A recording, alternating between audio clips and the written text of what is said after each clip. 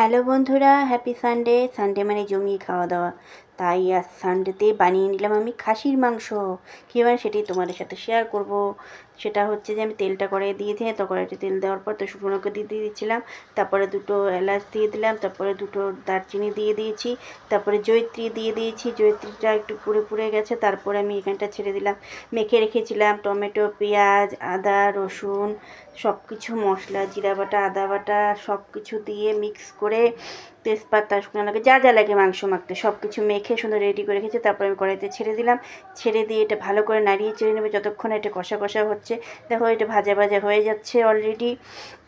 যখন এটা ভালোভাবে ভাজা ভাজা হয়ে যাবে তখন এখানটা আমি ভেজে রাখা আলুটা ছেড়ে দেব। ভেজে রাখা আলুটা ছেড়ে দেওয়ার পর তারপরে আমি এটাকে আবার ভালো করে কষিয়ে নেব।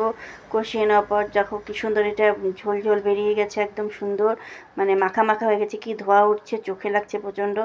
যাই হোক, তারপরে হচ্ছে এখানে হচ্ছে আমি ইসে করে দিলাম। দেখো ঝোল ঝোল ঝোল দিয়ে দিয়েছি, জলটা দিয়ে দিয়েছি। জলটা দিয়ে দেওয়ার পর ঝোল উঠে গেছে। তারপরে আমি এটা যখন হয়ে যাবে সব কিছু কমপ্লিট, তখন আমি এটাকে প্রেশারে দিয়ে দিব। মানে সেদ্ধ হয়ে গেছে, কষা হয়ে গেছে, সব কিছু ঝোলটা টেনে প্রেশারে দিয়ে দিচ্ছি। সব কিছু প্রেশারে দিয়ে সুন্দর করে এটাকে নাড়িয়ে চেড়ে নেব। তারপরেই দেখো এখানটায় আমি এখন গরম মশলা দিয়ে দিব। গরম মশলা দিয়েছি, এই দেখো দিয়ে দিলাম গরম মশলা একটু দিয়ে, তারপর সুন্দর করে এটাকে নাড়িয়ে চেড়ে নেব।